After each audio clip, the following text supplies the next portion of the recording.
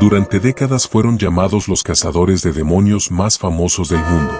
Ed y Lorraine Warren se enfrentaron a casas embrujadas, muñecas poseídas y fuerzas oscuras que pocos se atreverían a nombrar. Pero detrás de su reputación de héroes del más allá, también existe otra versión, la de quienes los señalan como manipuladores que usaron la fe y el miedo para enriquecerse. La pregunta es inevitable: ¿los Warren salvaron almas o construyeron la mentira paranormal más grande del siglo? Solo te pido una cosa antes de comenzar. Suscríbete y no te pierdas ni un segundo de lo que viene. La historia de Ed y Lorraine Warren comienza mucho antes de que el mundo los conociera como los demonólogos más famosos de la historia moderna. Para algunos, fueron los guardianes de la fe, los únicos lo suficientemente valientes como para enfrentar las fuerzas oscuras que habitaban en casas y objetos malditos. Para otros, en cambio, fueron simples farsantes que convirtieron el dolor ajeno en espectáculo. Lo cierto es que ambos nombres quedaron grabados para siempre en el terreno del misterio, rodeados de sombras, dudas y un museo que, aún hoy, genera más preguntas que respuestas. Ed Warren nació en 1926, en Connecticut, en una familia humilde y profundamente católica. Desde muy joven aseguró haber vivido experiencias paranormales dentro de su propia casa. Según él, su infancia estuvo marcada por la presencia de un espíritu que lo acompañaba en silencio y que, con el tiempo, le despertó una obsesión: comprender que había más allá de lo visible. Lorraine, por su parte, llegó al mundo en 1927 y desde niña afirmaba tener visiones. Sus compañeros de escuela decían que podía ver lo que nadie más veía: luces alrededor de las personas, presencias que parecían seguirlas, destellos de algo invisible a simple vista. Para ella, lo que los demás llamaban imaginación, era un don heredado. Cuando sus caminos se cruzaron en la adolescencia, Ed y Lorraine descubrieron que compartían no solo una fe intensa, sino también una misión. Ambos aseguraban estar destinados a enfrentarse a algo más grande que ellos. Con el tiempo se casaron y comenzaron a investigar los primeros casos locales de supuestas casas embrujadas. No tenían aún fama ni prestigio, solo una libreta donde anotaban testimonios y la convicción de que el mal era real. Lo cierto es que, para los Warren, cada investigación era una batalla espiritual. Ed se presentaba como demonólogo autodidacta, un título que no existía oficialmente, pero que él defendía como fruto de años de experiencia enfrentando lo inexplicable. Lorraine, en cambio, se apoyaba en su sensibilidad psíquica para describir lo que veía: entidades oscuras, presencias demoníacas, víctimas invisibles que parecían quedar atrapadas entre dos mundos.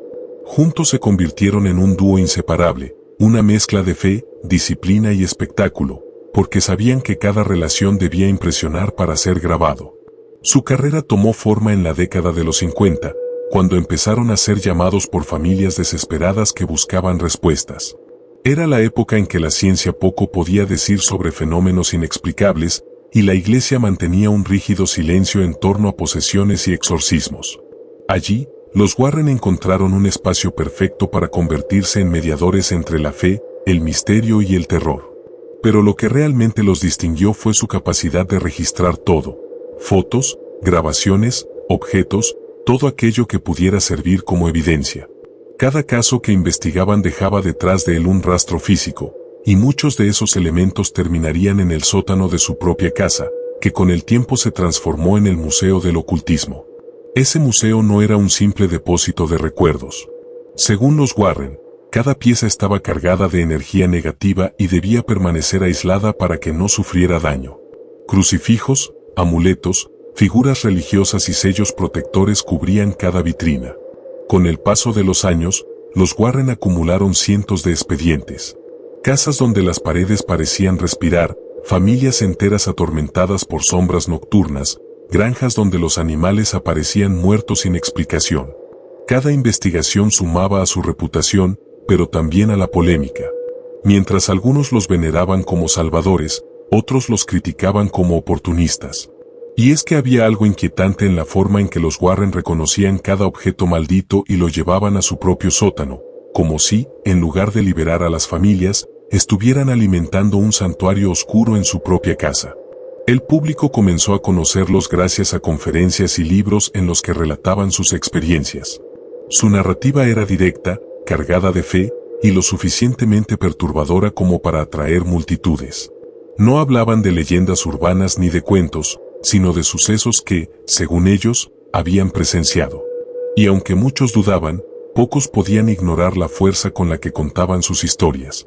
Con el tiempo, se convirtió en referencia obligada del mundo paranormal, al punto de ser consultados por sacerdotes, medios de comunicación e incluso autoridades que no sabían cómo enfrentar ciertos casos. Pero el museo, aquel sótano prohibido, seguía siendo el corazón de todo. Allí se acumulaba lo que ellos llamaban evidencia del mal, y cada objeto tenía una historia que helaba la sangre. Había espejos que reflejaban figuras que no estaban presentes, estatuillas utilizadas en rituales satánicos, instrumentos de brujería confiscados en casas donde se practicaba magia negra, e incluso ataúdes que nunca debieron abrirse. El ambiente, según quienes lograban entrar, era sofocante, como si algo invisible observara en silencio a cada visitante. Crucifijos en las paredes, agua bendita rociada constantemente, oraciones diarias y la bendición periódica de sacerdotes locales mantenían, supuestamente, las energías a raya. Lorraine, con su sensibilidad especial, advertía siempre lo mismo: estos objetos no son recuerdos, son trampas. Cada uno de ellos tiene algo que no debe liberarse jamás. Muchos de esos testigos que estuvieron en el museo, aseguraron que no volvieron a dormir igual después de cruzar esa puerta. Algunos se enfermaron sin explicación, otros sufrieron accidentes extraños, y varios aseguraron que las pesadillas comenzaron la misma noche en que visitaron el museo. Lorraine anunció que esos fenómenos no eran casualidad, sino la prueba de que los objetos seguían activos, a pesar de los rituales de contención. Y esa fue siempre la gran controversia: ¿eran realmente objetos malditos, o el poder de la sugestión era tan fuerte que lograba enfermar a quienes se atrevían a creer? La muñeca Annabelle era la estrella macabra del museo. A simple vista, parecía inofensiva, de tela, con ojos bordados y una sonrisa ingenua. Pero según los Warren, esa apariencia era lo más peligroso, porque lo que habitaba en ella no era el espíritu de una niña, como algunos creían, sino una entidad demoníaca disfrazada. El relato más aterrador que compartían era el de dos jóvenes que habían tenido a la muñeca en su apartamento. Según los testimonios, la muñeca se movía sola, aparecía en distintas habitaciones y dejaba mensajes escritos en papel pergamino, algo imposible, porque en esa casa no había pergamino ni lápices de ese tipo. El final de esa historia fue aún más oscuro. Uno de los jóvenes murió en un accidente de motocicleta después de burlarse de Annabelle en el museo, y su novia quedó marcada por extrañas experiencias durante años. Para los Warren, aquello no era coincidencia. Para los escépticos, era simplemente una narrativa bien construida para infundir miedo. Pero Annabelle no era la única pieza perturbadora. Había un espejo que, según los relatos, mostraba reflejos de personas que no estaban presentes, un ídolo africano supuestamente usado en rituales de sacrificio, que provocaba violentas discusiones en cualquier hogar donde era colocado, y un cofre pequeño, de origen desconocido, que desprendía un hedor extraño, aunque siempre estuviera cerrado. Ed aseguraba que había visto sombras moverse dentro del cristal del cofre, como si algo luchara por salir. Uno de los testimonios más inquietantes provino de un sacerdote que visitó el museo en los 70. Según se cuenta, al ver a Annabelle detrás del vidrio, golpeó el cristal y la desafió, diciendo que no tenía poder alguno. Ed lo sacó inmediatamente de la sala y lo reprendió, asegurándole que había cometido un error grave. Horas después, el sacerdote sufrió un accidente automovilístico casi mortal. Cuando fue interrogado en el hospital, apenas alcanzó a decir: ella estaba allí, en el asiento trasero. Uno de los sucesos fue que uno de esos muñecos que perteneció a una niña que, tras recibirlo como regalo, comenzó a sufrir episodios de sonambulismo en los que intentaba dañar a su familia. El muñeco fue entregado a los Warren después de que la pequeña intentara lanzarse por una ventana en plena madrugada. Según los padres, cada vez que intentaban deshacerse de él, el muñeco reaparecía misteriosamente dentro de la casa. Otro de los objetos que generaba inquietud era una muñeca de porcelana con ojos de vidrio, que había sido utilizada en rituales de invocación en Europa del Este. Según los Warren, durante años provocaron alteraciones en los hogares donde estuvo: sonidos de pasos cuando nadie caminaba, voces de niños llorando en habitaciones vacías, e incluso levitación de objetos pequeños. Los testimonios recogidos por la pareja aseguraban que las familias habían experimentado episodios de miedo intenso, insomnio y parálisis del sueño, fenómenos que la ciencia moderna no podía explicar completamente. Historias como esa alimentaban tanto el temor como la fascinación del público. Y mientras los Warren insistían en que su trabajo era proteger a la humanidad de estas fuerzas, las dudas crecían. Algunos periodistas cuestionaron la veracidad de sus casos, acusándolos de exagerar o incluso inventar sucesos para vender libros y conferencias. Pero lo más inquietante era que, al margen de lo que se creyera, las familias que acudían a ellos existían, sus sufrimientos eran reales y los rastros de miedo que quedaban en cada casa eran palpables. ¿Era toda la sugestión colectiva? ¿O había algo que la ciencia aún no podía explicar? Pero detrás de esa fachada, había algo más oscuro aún, la carga personal que implicaba vivir rodeado de objetos malditos. Lorraine llegó a admitir en varias ocasiones que, algunas noches, las voces se escuchaban dentro de su propia casa, como si los objetos intentaran comunicarse. Ed, por su parte, aseguraba que había despertado en más de una ocasión sintiendo una presión en el pecho, como si una mano invisible intentara sofocarlo. Ninguno de los dos se retractó jamás, pero las marcas de esa convivencia con lo prohibido quedaron reflejadas en su vida cotidiana. Y con el tiempo, el mismo museo se transformó en una leyenda. Las visitas se volvieron cada vez más solicitadas, hasta que finalmente tuvieron que restringirse. Solo unos pocos, bajo invitación especial, pudieron entrar. Lo irónico es que aquello aumentó aún más la curiosidad. Porque lo prohibido siempre atrae, y el sótano de los Warren se convirtió en un mito urbano, un lugar del que se hablaba en susurros, como si mencionar que su existencia pudiera abrir una puerta a lo desconocido. No muy lejos se encontró una caja de madera que contenía cartas y fotos amarillentas. A primera vista, parecían simples recuerdos familiares, pero los Warren explicaban que cada carta estaba impregnada de energía residual de personas que habían sufrido o habían sido víctimas de tragedias inexplicables. Las fotografías, cuando uno se detenía a observarlas con detalle, parecían reflejar sombras en el segundo plano, figuras que no estaban presentes al momento de ser tomadas. Lorraine afirmaba que, en varios casos, las almas que se habían quedado atrapadas en estos objetos buscaban comunicarse con los vivos, y que aquellos que se acercaban con curiosidad excesiva podían captar susurros, golpes o incluso presencias tangibles. En un rincón más apartado se encontró un conjunto de amuletos y medallas antiguas, algunas de origen religioso y otras de procedencia desconocida. Aunque parecían simples colgantes, los Warren aseguraban que habían sido utilizados en prácticas de ocultismo y que, al permanecer juntos, generaban una energía concentrada y peligrosa. Lorraine describió que podía sentir pulsaciones de energía, un latido oscuro que se intensificaba cuando alguien intentaba manipularlo sin conocimiento. Incluso Ed admitía que, a veces, el solo hecho de acercarse demasiado provocaba un malestar físico inexplicable, mareos, sudor frío y sensación de opresión. El piano encantado, aunque inofensivo a primera vista, tenía su propia historia aterradora. Provenía de una casa donde se decía que la música sonaba sola, y donde los miembros de la familia reportaban melodías desconocidas tocándose durante la noche. Cuando los Warren lo colocaron en su museo, aseguraban que aún podía reproducir notas aisladas, sobre todo en noches de luna llena. Los visitantes que dormían cerca de él contaban que escuchaban fragmentos de canciones, como si alguien invisible practicara durante horas, y que algunas de esas melodías parecían reproducir emociones humanas, miedo, tristeza, desesperación. Cada objeto tenía una historia de sufrimiento y tragedia asociada.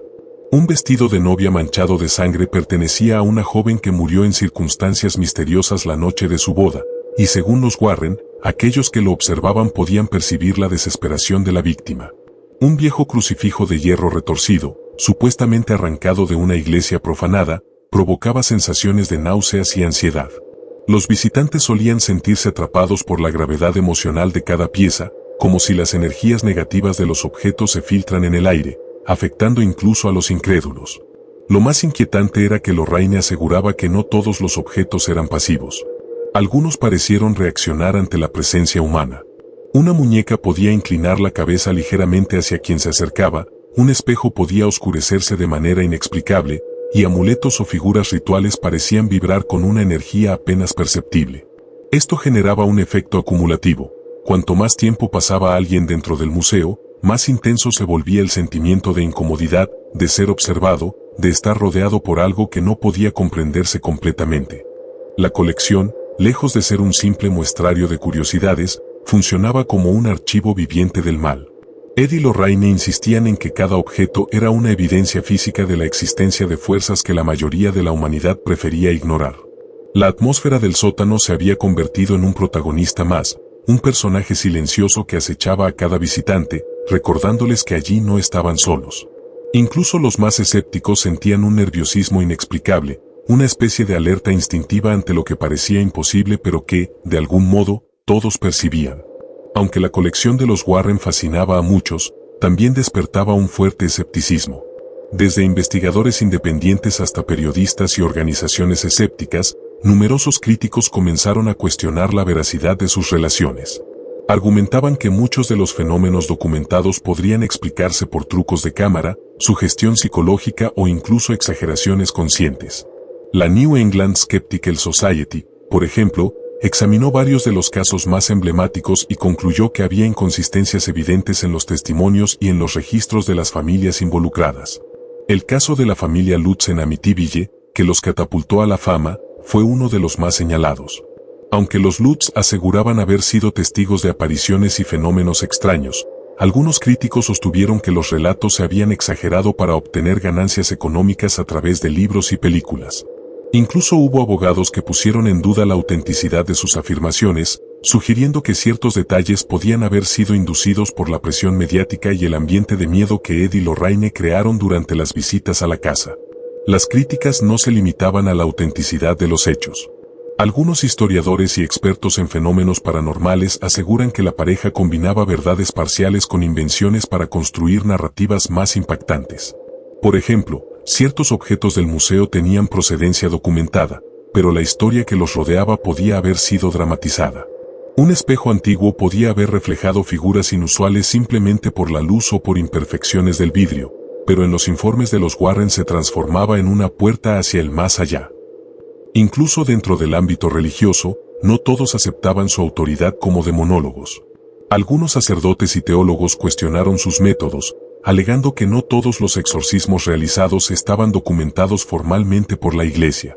Lorraine podía percibir energías, pero su interpretación de esas presencias no siempre coincidía con la doctrina oficial, generando debates sobre hasta qué punto sus habilidades eran genuinas o un producto de sugestión y contexto. A esto se sumaban teorías conspirativas que circulaban entre seguidores del ocultismo y aficionados al misterio. Algunos sugerían que los Warren habían creado un sistema de influencia mediática, libros, películas, conferencias y finalmente su museo, todo diseñado para consolidar su fama y asegurar un flujo constante de ingresos. Otros iban más allá, insinuando que ciertos objetos podían haber sido manipulados deliberadamente para intensificar la sensación de miedo en los visitantes, asegurando que la colección siempre conservaría su aura de peligro y misterio. Pero incluso entre los críticos más duros, había un reconocimiento tácito de algo difícil de explicar. Muchos admitían que, aunque dudaran de la veracidad de algunas relaciones, nadie podía negar que la atmósfera del museo y la intensidad de las experiencias relatadas por los visitantes eran extraordinarias. Algunos científicos, psicólogos y periodistas, aunque escépticos, reconocieron sentir un efecto emocional real al pasar tiempo cerca de ciertas piezas. Esa línea entre lo real y lo percibido, entre lo sobrenatural y la sugestión, es la que ha mantenido vivo el debate durante décadas. Los casos más extremos, como el de Annabelle o el espejo de la plantación Mirles, eran los que más alimentaban la polémica. Mientras los creyentes veían pruebas indiscutibles de lo paranormal, los críticos señalaban inconsistencias cronológicas, falta de documentación independiente y posibles exageraciones intencionadas. Incluso algunos investigadores independientes que visitaron el museo aseguraron que ciertas piezas podrían haber sido colocadas estratégicamente para crear un efecto dramático sobre los visitantes. Sin embargo, para los que defendían a los Warren, la posibilidad de fraude no disminuiría la importancia de su trabajo. Argumentaban que la pareja se enfrentó a fuerzas que muchos preferían ignorar, y que su legado consistía no solo en los objetos recogidos, sino en haber mantenido un registro sistemático de lo inexplicable, ofreciendo un punto de partida para futuras investigaciones. La controversia misma se convirtió en parte de la narrativa. El misterio, la duda y la fascinación coexistían, haciendo que cada visitante, cada lector y cada espectador tuviera que decidir por sí mismo en qué creer. Así, el Museo de los Warren no era solo un lugar de objetos malditos, era un espacio donde lo real, lo posible y lo inventado se mezclaban. Un lugar donde la fe, el miedo y la incredulidad se encontraban cara a cara. Y es precisamente esa tensión entre la verdad y la sospecha lo que ha convertido a Ed y Lorraine Warren en figuras legendarias del ocultismo moderno, con seguidores que los veneran y detractores que los consideran maestros del engaño. El legado de los Warren no puede medirse únicamente en libros vendidos o películas inspiradas en sus casos. Su verdadera influencia reside en la persistencia de lo inexplicable, en la colección de objetos que desafiaban la lógica, en los relatos de fenómenos que ningún científico ha logrado reproducir, y en la certeza de quienes aseguran haber sentido presencias más allá de lo visible. Annabelle, el espejo de la plantación Mirles, el piano encantado, cada uno de estos elementos sigue siendo un recordatorio silencioso de que el mundo está lleno de misterios que no podemos controlar ni comprender del todo. A pesar de las críticas, del escepticismo y de las teorías de fraude, la pareja dejó un registro sistemático de lo que consideraban evidencia de fuerzas sobrenaturales. Sus investigaciones, aunque controvertidas, inspiraron a generaciones de investigadores y curiosos del ocultismo, y consolidaron la imagen de los Warren como figuras emblemáticas en la historia del paranormal. Lo que ellos hicieron fue abrir una puerta, no necesariamente para convencer a todos de la existencia del mal, sino para mostrar que hay fenómenos que escapan a nuestra comprensión, y que, a veces, el miedo y la fascinación conviven en un mismo espacio. El museo, cerrado tras su caída, sigue siendo una cápsula del tiempo donde se encuentra atrapada esa tensión entre realidad y mito. Cada objeto allí contenido es un recordatorio de historias humanas marcadas por el miedo, la tragedia y lo inexplicable. Los visitantes, al salir, llevaban consigo algo que no podía definir, un recuerdo difuso de sensaciones inexplicables, un escalofrío que persistía en la nuca, la certeza de que lo desconocido existe, aunque solo lo percibimos de manera parcial. Y así, al final, surge una reflexión inevitable. ¿Qué son los Warren realmente? ¿Fueron investigadores genuinos de lo paranormal o hábiles narradores de historias que el mundo estaba dispuesto a creer? La respuesta quizás no sea definitiva. Tal vez nunca lo sea. Pero lo que sí queda claro es que construyeron un legado imborrable, un museo que, aunque cerrado al público, permanece vivo en la memoria colectiva, un archivo del miedo, de la curiosidad y de lo desconocido.